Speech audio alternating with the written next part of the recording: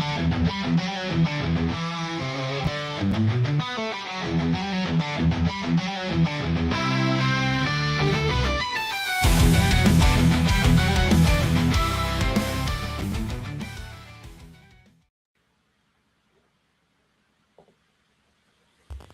evening, everyone, and welcome to the 360 podcast, where we have real conversations about business, leadership, and growth. We break down the strategies that help leaders move with clarity from being stuck to strategic. I'm Dr. Darrius Gena, along with my co-host, Dr. Gena Crawford, and tonight on this special edition of the 360, we're talking about something that's important to every business leader, and that's closing the books. You've had your year, you made your money, but now it's time to close the books and prepare your business financially for the end of the year, but also position yourself to be successful in the new year. And we're joined this evening with our special guest, Shamika Burrell of the Burrell's Enterprise. Welcome her, everybody. Hello, hello, hello. Thank you for joining us, Ms. Burrell. Would you please tell us a little bit about yourself and about what you do with the Burrell Enterprises? So, yes, I am the CEO of the P.O.W.E.R Enterprise. I'm one of the managing consultant there. We are a fractional CFO service. We actually do fractional CFO in HR advisory firm. So, what I kind of do there to say all of that, what do? I handle people and profits. So that's exactly what I do. I handle people, HR, payroll benefits, do consulting for companies. I come in and help them streamline their HR system. Profits, I'm the money person. So I come in and I help you do budgeting, forecasting, strategic planning for the next year. And then we do bookkeeping as well. That is awesome. That is awesome. When you like, we're talking about closing the books and getting ready to step into the new year. When you step into a business year in, what's one of the first things that you want to kind of start looking at when people are talking about closing the books for their business? The first thing I look at is their system. First, of course, take to see what system do they have. Are you working out of QuickBooks, NetSuite? And then so when I look at your systems, I kind of look at then what is your balance? Is your information or is your accounting system reconciled? So that means do you have like is it balancing out at the end of the month? Because sometimes when we look at it, like, oh, I'm balancing out, I'm like, no, no, you're not. So so that's the first thing we kind of look at to kind of see your organization. Okay, Dr. Crawford, you have a question you want to throw in there? Yeah, I was over here thinking. So first of all, I handle people and profits. That sound like a t-shirt. Yeah. Sound like a t-shirt. Sound like a t-shirt. I was over here thinking when you talk about systems. Oftentimes you have people who are especially entrepreneurs. When you're talking about the names of different systems, what do you say to those people who are saying, "I don't have anything that you just named"? And the money that I keep or my system is I have this notebook, I have a pen, and that's all I got. How do you work with those people, or how do you get those people or those business owners to understand the importance of systems, especially for people who are kind of just getting started Mhm. and kind of thinking, okay, we were talking backstage where I just made it to December, and they're just happy about making it to December. So what ideas or what suggestions do you have or tips do you have for those people who are saying, I don't really even have a system, but I still need to close out this year. I'm going to tell you, we live in such a world of technology now. There's a lot of things so you said not all business owners feel they're ready for QuickBooks or a system. And sometimes you have to go back to old school spreadsheets. Uh, and so not all clients I can service because they're unfortunately not at a certain level. But of course I still give advice or what. So let me tell you one of the easy things to do. Fiverr, Fiverr. You Yes. can go on there and ask them to make you a operational budget spreadsheet. This will hold all your revenue expenses. If you actually go on the Burrell Enterprise by Monday, I actually give one to my clients that does not have spreadsheets. So when I was doing taxes and different things, I had spreadsheets because some of the clients used to come with shoe boxes. Now we're not doing the shoe boxes. You're gonna have to have this on a form. And the reason why I tell them this is because when you're dealing with the IRS, if they're irritated, trust me, they're gonna find something to irritate. Even if Mm, you seem like you have your things in order, even if it's on a notebook, you just have to make sure you date everything, every expense, every revenue. But at least it looks like that it's in order. But for tax purposes, I always tell people to at least get a spreadsheet, because if you can just upload something to the IRS or give them something versus you have to come down to their office and sit and get your paperwork, they irritated, so now they're gonna irritate you. that's good. That's good. That's good advice. Yeah. So you mentioned people coming with the shoebox, and uh, we may have some people who are, this is their first year in business, and they're getting ready to kind of close out, and they hear this thing about closing the books. What does that actually mean? What does that look like to close the books each year? What should they be putting together? What should they actually be doing? If they're going to someone, what should their experience actually look like? Okay, so if we're going to somebody to close the books, one, I'm pretty sure most people are gonna probably do software, but it's kind of hard to still find people that just only do spreadsheets. So Yeah. let's just give a reasonable balance. So just say if you making 100,000 and under, with no employees, it's just you. So that's a checklist that you should always have. And so I go again, your revenue, every money that you owe. So when you talk about revenue is money. So revenue, let me, so there's, okay, so there's two ways to deal with this. I'm gonna go from the accounting side, then I'm gonna go from the tax side. Mhm. Accounting side, you do not count revenue until you render the service or the product. So say if I am if somebody say, hey, in 2026 I want you to do this service, blah blah blah, but I'm gonna pay you in 2025. Internally, you put it in your internal accounting.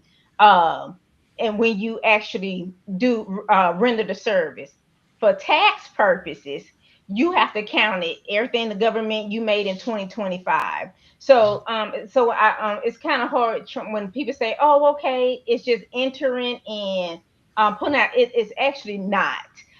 When you actually talking about running a business, closing books, you want to know what year you counting this money for two purposes. One, for tax purpose, everything that comes in you need to have counted. For internal purposes, you need to say, okay, no, that money is actually counted for next year. Hmm. That revenue is counted for next year. And so I would tell you that is your money. Call them people and ask them for their money. Um, so stop saying I'm not gonna call them. This is the good time. And then if you cannot collect money, this is a good time to start writing off things as a loss.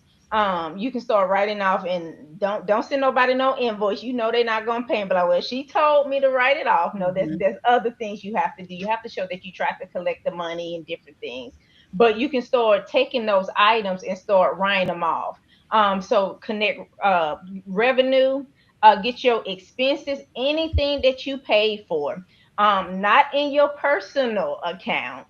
Okay. Make sure that you have a business account. When you are starting a business, there are some things that is not considered totally expenses. It's called the cost of doing business. And so make sure that you have your business account. Now, for people who are that are solopreneurs, this is why you need the spreadsheet, because sometimes as solopreneurs, you're not official LLC yet. You have things in your personal bank account.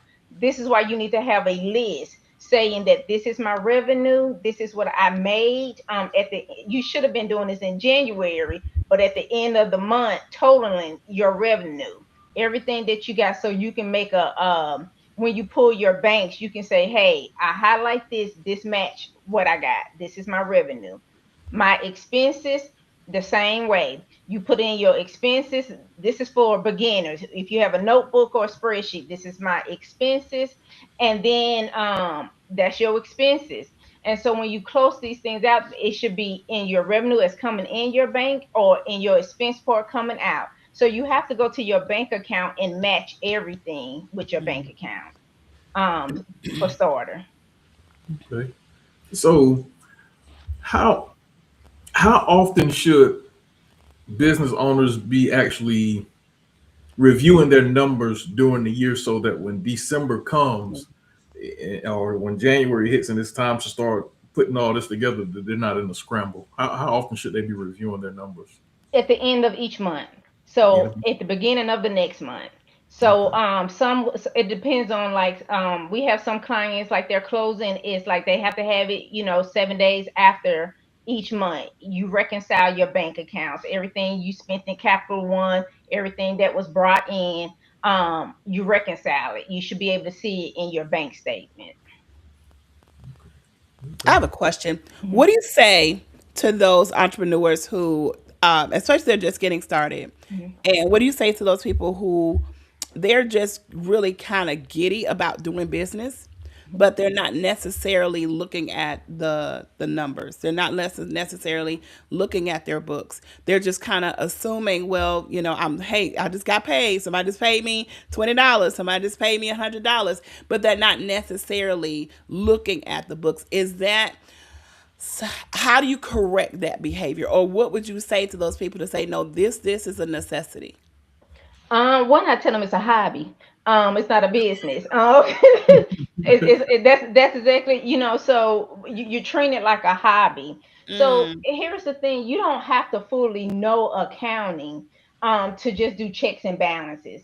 As simple as like what you're making and what you're bringing out. So you need to check one because um, one of the things you need to check is because how do you know you're making money? Sometimes we have people and they be like, oh, well, my company not making money. And I say, well, you are making money. You're just spending it differently. yeah. And so, when you look at it, I'm going to tell you two failures from business owners that sometimes I see coming in: treating the business or the money like it's your own. And Mm. so when I say that, not knowledgeable of what's going on in the business, sometimes we tie things as a business owner like, oh, I can't do this because this, but you have to think of it like this is a business investment to get me to the next part. So you can't be like, okay, Sure. well, I'm gonna keep these $2 for myself. I know everybody got mad at Miss Tabitha Brown when she said keep your job, but sometimes you have to. Because I'm gonna tell you, one of the biggest burnout in business is not paying yourself. Mm, Feel like you mm, working in your company for free. mm-hmm. And so whether that's called is taking an owner withdrawal. Every month, I have seen people living off of their business. Um, living off their business, saying that they're using their business account to do everything. And then end of the year they come and then they think we're going to take this off, sir. I cannot take you off at Bojangles because you stopped for lunch. That is not an expense. You know, or so you have to be careful about that. But I'm telling you, it is not as hard as you think. You can download. This is just I know people with AI. You can download your bank account and say, "Hey, tell me what this is and this is," and upload it to AI, and it will tell you. So I think now it's no excuse. You don't have to be afraid of your numbers because how would you know where you're going if Mm-hmm. you don't know your numbers? That's a good point. So you have people they're making money. They got money coming in. They're doing business, so they have the revenue coming in. But what does a successful year look like just beyond revenue? Because you can have the money coming in and still not be a successful business. So what does a successful year look like beyond just the revenue? A successful year looks like whatever your goals is. So just Mm-hmm. Okay. because you're in the red does not mean that it's not a successful year. Okay. So that's one thing. Another successful year looks like cash flow. Cash is still king. And so how much you have in your business to pay your liabilities. So even at the end of the year, if you was able to balance your revenue and your expenses, but also if you're able to move to a next level. So just say like you might revenue is not your only goal, but your next goal might be, so now I'm going to outsource something. And so that can be a successful business to use. So next year I'm not doing all of these PowerPoints. I can bring somebody else in Mm-hmm. and do a PowerPoint. And so those are the things you have to look at. I'm gonna tell you one of the best ways to have a successful business to add somebody else to it, because when you are looking for capital, they want to know who's all with you. Can you afford another person if we give you this money? Can you do this? So you have to have that. And one of the biggest things I say, look at your cash flow. One of the successful things in a business you can do, we had one business owner a year ago, and people laugh when I say this, was spending most of his money on pens because somebody told him it was a good marketing idea. So he was spending most of his money. He was stressing, but I'm talking about a lot of money on pens and notepads. And so he didn't. Nobody caught it because it was not categorized right. So you can't just say this is an expense. You need to Mm-hmm. know that this is office supplies. But this was not just office supplies. This was marketing. And so nobody was using them pens. Nobody called him from them pens. And so that was money you could have took and did Yeah. something else. So it's finding leakage in your cash flow. Where are you spending money that's not really making money? Or you can't reinvest it back into your business. Don't go buy them pens and papers. You mentioned finding leakage in Hmm. your company. So what kind of, so we look at data to kind of help us make decisions, and everybody wants to grow the business and what have you, but what questions should a business owner or business leader be asking themselves, like, over the past year, that the numbers can actually give them the answers to? Like, if they're looking to expand, if they're looking to bring on somebody else, or they want to buy more equipment, what questions should they be asking themselves about their numbers to help them make those decisions? One thing I ask my clients is, what story do you want to tell? Mm-hmm. And That's so that's the good. first thing before we get into accounting, because really accounting tells a story. That's what it does. It tells your financial story or your growth path. So say if your growth path is not strictly like, I want to be in a 30% margin right now, I want to be stable. I want to be stable, because actually money coming in does not always mean profits. So I want to just be stable. I want to pay my employees. So this is what you start asking yourself as a business. Do your first year, what is your goal? And then how can I give my money a mission to my goal? And so if your goal is to be sustainable, right now, my first year in business, all I want to do is first um make sure I don't have to go back to a 9 to 5. So my first year, all I'm trying to do is make my salary. And I tell people, be realistic about making your salary. Because say when you have a W-2 paycheck, say, okay, you say, okay, well, I need to make 50,000 in the first year to cover my salary. In actuality, you might only need to make 40,000, because just think about it. You don't have insurance. You might not do the 401k, and we just talking about basic. And so you take 40,000 instead of your full 50,000, because first just make your gross pay. I mean your net pay after taxes. So when I first started business and I went into business, I wasn't trying to make the full gross pay. I just needed to make the net pay, because I just need to make what I was able to spend when I was at the job. I'm hoping that makes sense. Mm-hmm. Yeah, that Mm-hmm. makes Okay. sense. That makes sense. That makes sense. I have a question. As an entrepreneur, and well, entrepreneur or a person who's been in business for quite some time, when it's like a red flag to say I need help. Oftentimes people will, because this is my baby, this is my thing. I don't want to seem like a failure, or I don't want to seem like things are out of control. When is that pivotal point where you say, "Hey, red flag, I need help"? help with outsourcing, help with systems. When does it get to that point to say I need help? Because sometimes people are overwhelmed, Mhm. but just for the sake of putting on appearances, it's like, oh no, things are fine. Oh no, things are great. And literally you are Yeah. sinking in paperwork, you're sinking in, not being able to handle everything. And you kind of rely on the people that you know as clients, or you're saying something that you can't necessarily follow through with. So when is that red flag, especially as you're closing out the year, getting ready for the next year? What are those red flags to say, I think I may need some help with this? Mhm. So one of the red flags, I'm going to answer these two ways. One, as closing out the year, one of the red flags is if you don't have, if it's December the 12th and you still haven't reconciled January, that's a red flag. That's a red flag right there. I don't know what comedian said when you was they asked to borrow money for the eviction, and he said, well, why didn't you call me when you was late the first time? And so that's what we do sometimes. We wait till 12 months, or when our company did taxes, people used to wait to they give us the paperwork and realize they didn't have their stuff together. So I think one of the red flags is being able to acknowledge that, okay, I'm not going to be able to do this step by myself. Hmm. So even after the first month, you realize you can't do it. I'd rather go ahead and get training in the first month, basic training on how to put things into a spreadsheet or QuickBooks. Um, so I think that's one of the red flags. As an entrepreneur, I think one of the red flags is that area of the week you're trying to give up because the task is too much. Yeah.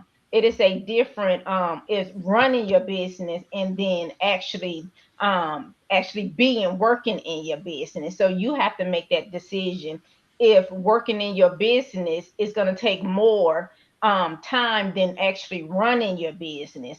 Then you're going to have to say, okay, I might need to get help. That's We're good. having great conversation with our guest, Shamika Burrell of the Burrell Enterprises. For those who are just joining us, any business leaders we have out there who have financial questions about closing your books, please feel free to go ahead and drop your question in the comments so that we can get an answer to your question. Uh, I got this question. So we're talking about closing the books, and people are coming to you now. And what are some of the what are the most year-end tax mistakes that you repeatedly see so that our guests don't make those same mistakes when they come see you? One of individual or business owners. Let's go with business owners. Okay, business owners thinking just because you bought something you can take it off on your taxes. That's probably the biggest thing that I've seen, that not fully having an understanding of what you're supposed to do. Yeah. Um and then realizing going to other places and they saying that Trump, he didn't pay any taxes. Well, that's a little different from the status you're at. Not knowing that so how taxes work, or liability, your tax liability is any money you make. So once you make your revenue, and then once they count off your expense, so you have $100,000, you have expenses, $70,000, that $30,000, they still want that's what they're going to tax you on. So sometimes people come to me thinking that, oh, okay, well, I spent this money, so I'm going to get a refund. It doesn't always work that way. You have to know if you have this amount. And then that's another thing that I tell my clients, depending on your life status, stop letting people tell you to write off everything. Mm. Because, like, just say if you're a business owner, you're trying to buy a house, and so you don't wrote off everything and use, well, I didn't make any money yet. Then it's like, okay, well, we can't give you a house because it does not show you made any money. That's a good point, and I want to ask you a question about this writing off thing, Mhm. and I want to ask this question from the perspective of my creative accounting people. So let's put it like this. So say me and my wife go on vacation. We go on vacation, and at this vacation, we talk a little bit about our business, and we declared this vacation to be our annual business uh, conference. Are we able to write that trip off? The long answer is yes to a certain extent. Okay. So it had to be the purpose of a business trip. And Okay. so you had went there for business, and then you just extending your stay for for the trip. Okay. But sometimes people try to write off their children meal, their this and that. So it's to a certain extent. One of the, I say, cheat code in the IRS is that you can write off anything that you can save is for business purposes, Mm-hmm. but you're gonna have to define why that's a business purpose. But if you're just taking a vacation and you're like, oh, okay, well, we're gonna just sit in a meeting and talk about coffee, it does not really work that way. You have to go for the purpose of business Okay. and then extend your trip. Okay. Okay. So that means what you do is you schedule all your business meetings in Aruba. Yeah. Hey, and I'm telling you, have this stuff in a operational agreement.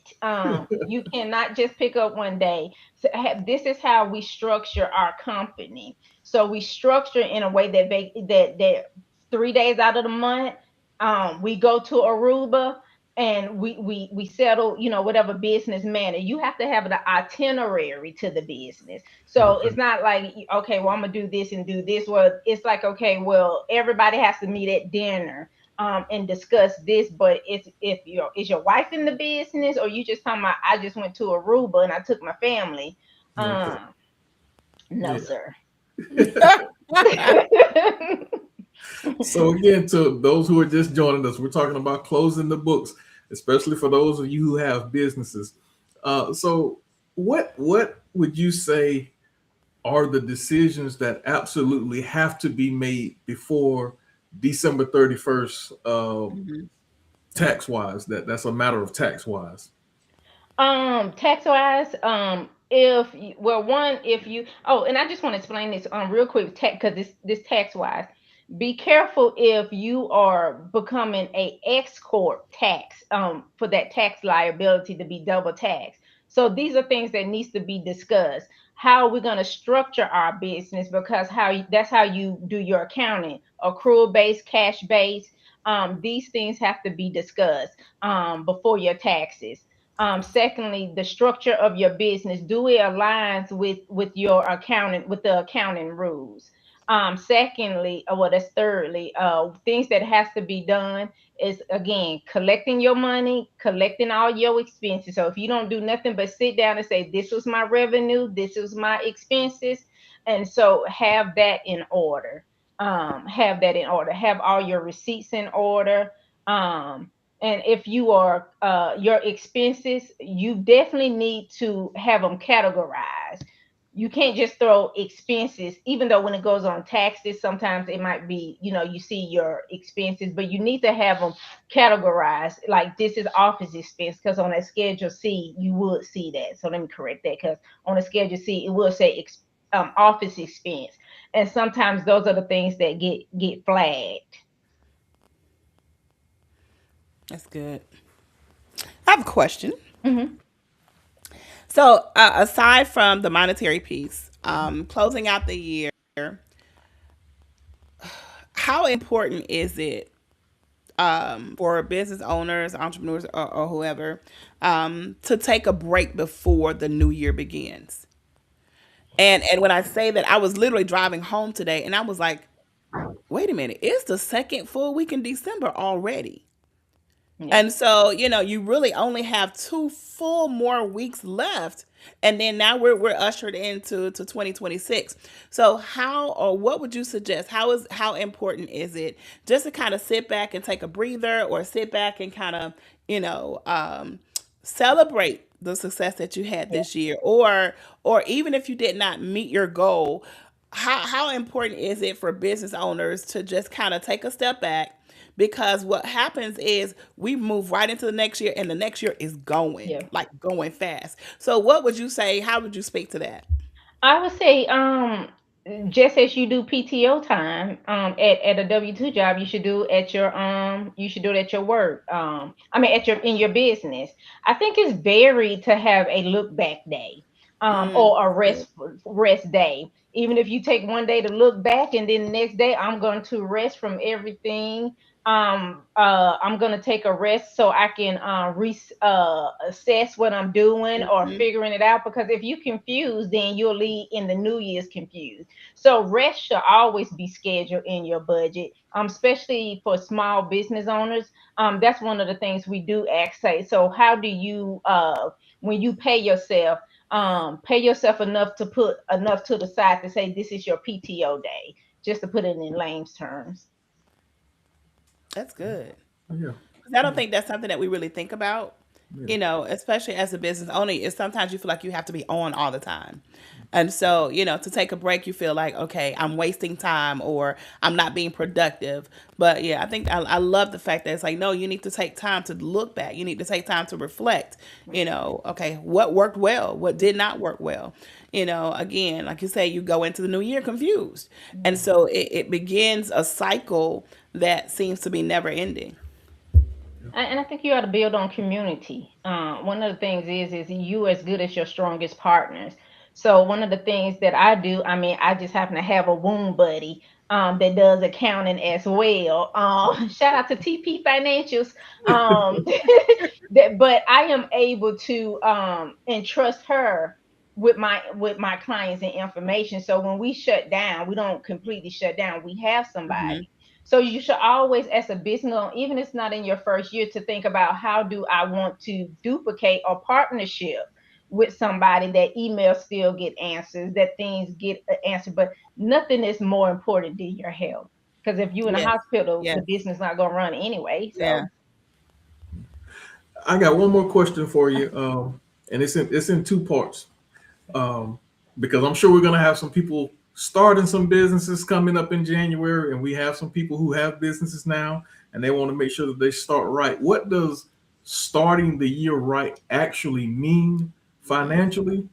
And the second part to that is, what are some early mistakes that people quietly make that sabotages them for the entire year?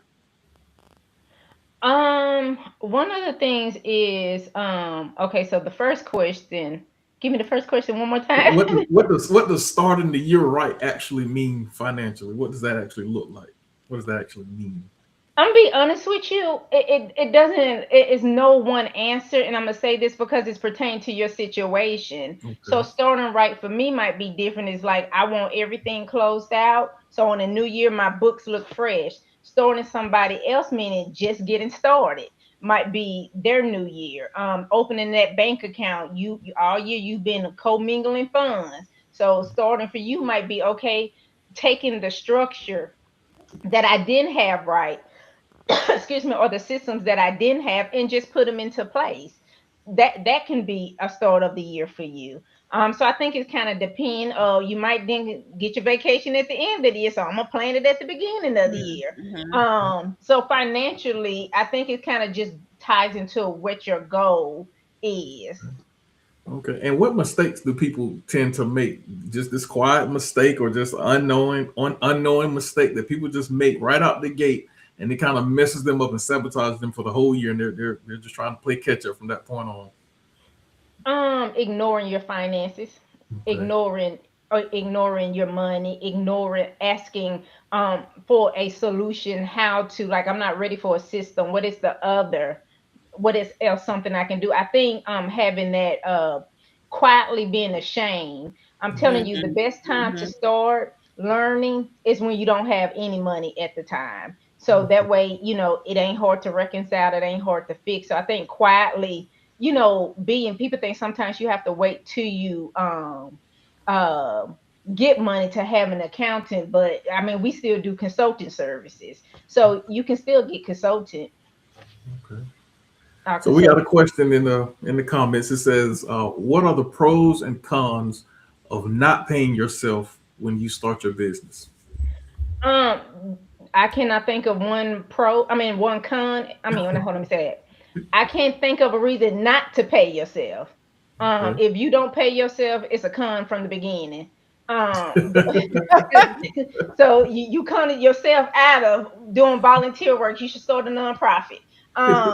So so because people think when you pay yourself, you want to get into the habit of paying yourself. So even if you pay yourself $50, one of the pro things of paying yourself is one, you realize you're working towards something. Mm-hmm. So one second, it shows that you believe in yourself. I believe in myself That's enough good. to pay myself something.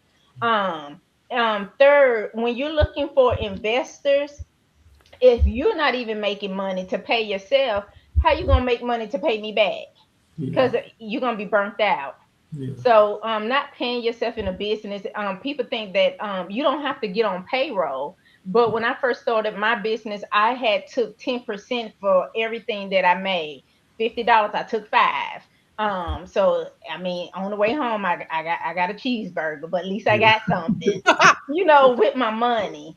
Yeah. And so either by that, then I start what I end up doing was start taking the money, and so taking the owner withdrawal. So even though there was $5, if I found five clients, five times five, then I take $25 at the end of the week and make Friday my payday. So that's how that works. But I think you should always take pay yourself.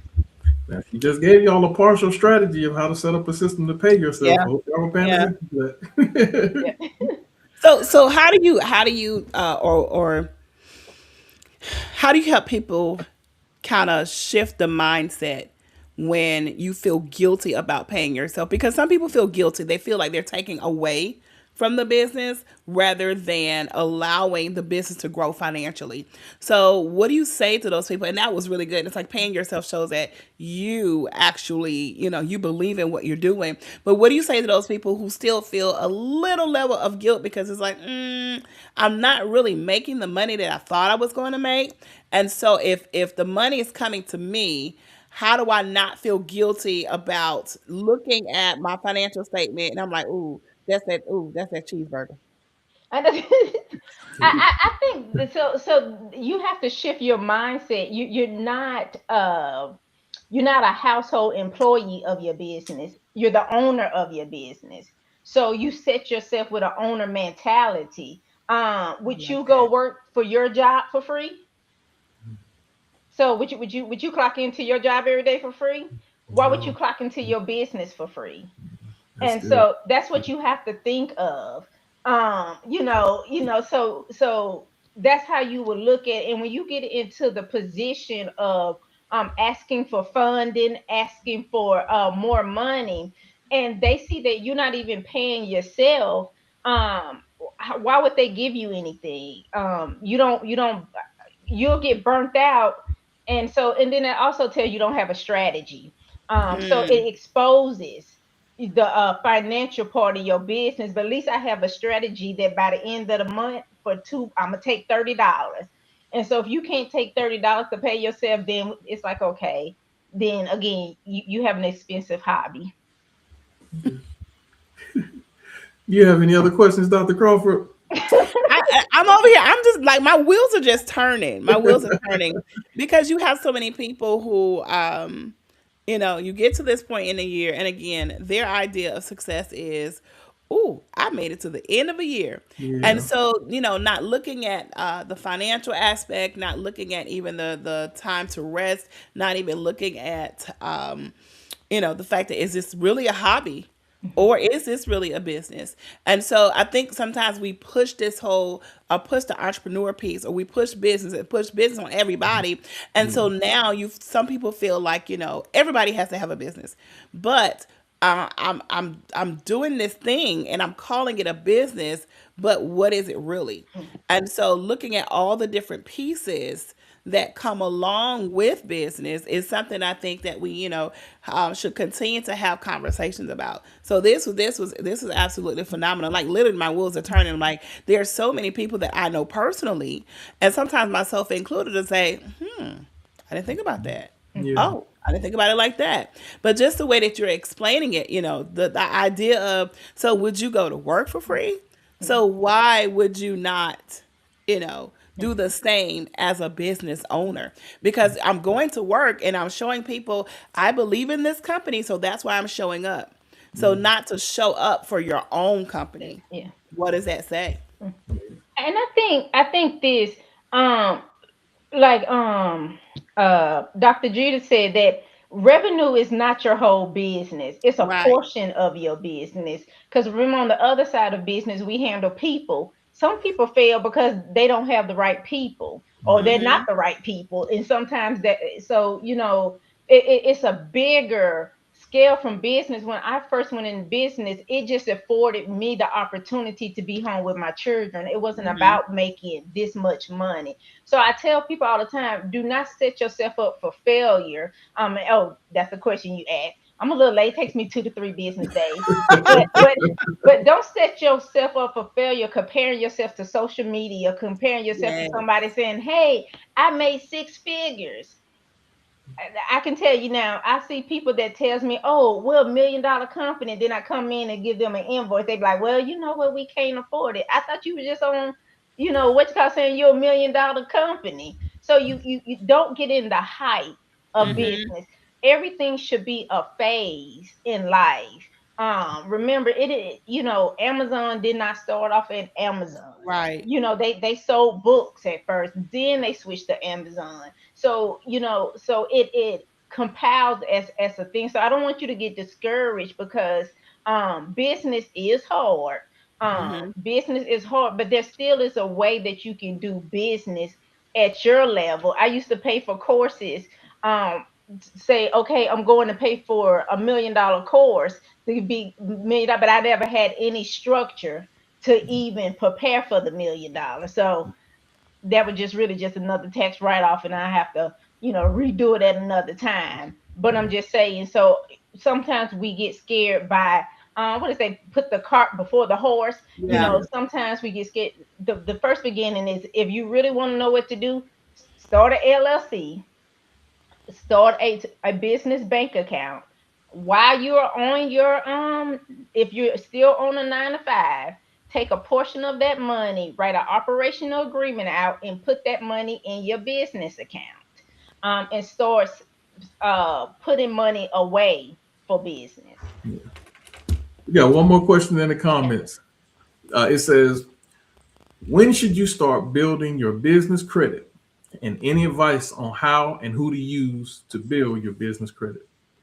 You would have to come to the course. No, no. No, so I'm gonna tell you the easy way to build business credit. I'm gonna give a disclaimer here, because people is always after business credit, but Yeah. you have to pay that money back. Yeah. Yes. So you have to, one, make a time to say, okay, do my business support business credit first.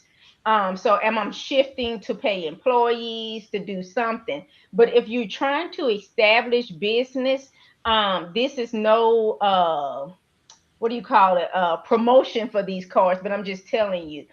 So once you get your LLC, you get an EIN number, and then you can start applying for, just say, like, you're gonna have to in the beginning leverage your personal credit. But it's a good thing, because you can get Capital One, get a small card for just office supplies, those stuff you need for pencils and paper, that money that you put in for your from your 9 to 5, put that money into your business bank account and pay, that credit card off. So Mm-hmm. start with that. Stuff you use every day. Amazon has a business a thing. You ask them to do that. Anywhere that you go get supplies from, ask them, can they be a vendor? You sign up for Don's and Bradstreet number. Yeah. This is how they identify your credit worthiness in business. It works a little different. Than, it's not like you have a high credit score and you're like, oh, I'm in the 800s, I'm good. Business credit works a little different. Sometimes the higher the number is, the risk you are. So it works a little bit different than your regular FICO score. But just use So just listen, use your vendors you use every day. yeah. Well, listen, everyone, we have had the pleasure of Shamika Burrell of the Burrell's Enterprise talking to us about closing the books and getting yourself prepared to step into the new year. Now, Ms. Burrell, you have an event tomorrow, the CEO Shift. Yes. Tell us a little bit about it, and is there still room available for people who want to register and be in that room so they can get some of those insights, like you Yes. just shared? Listen, it is free 99. Free 99. So Free you have to 99, actually y'all. go to you have to go to shamikaburrell.com to register. And so it's called the CEO shift. I'm going to give you 3 out of 6 frameworks to want to reshape your mindset, have you do a blueprint, and also have your financial system set up. So it's not a master class, it's a mastermind. So it's participation. So sometimes we like to just get information, but we're actually going through the steps. So if you like, I don't know where to start, I don't know how to start, I don't know how to scale, I don't know how to shift my mindset. This is the mastermind for you. It's for ladies. Sorry, man. I'm gonna have an open one for everybody else, but it's for Christian women that wants to guide it. Look, if you're not Christian, still join. We'll get you saved by the end of the class.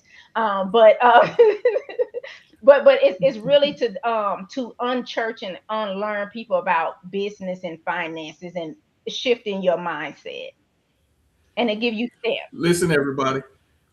Listen, everybody. She is giving away a wealth Yes. of information and knowledge in this course. A great mindset shift is going to happen in this course. And she says she's giving it away for free.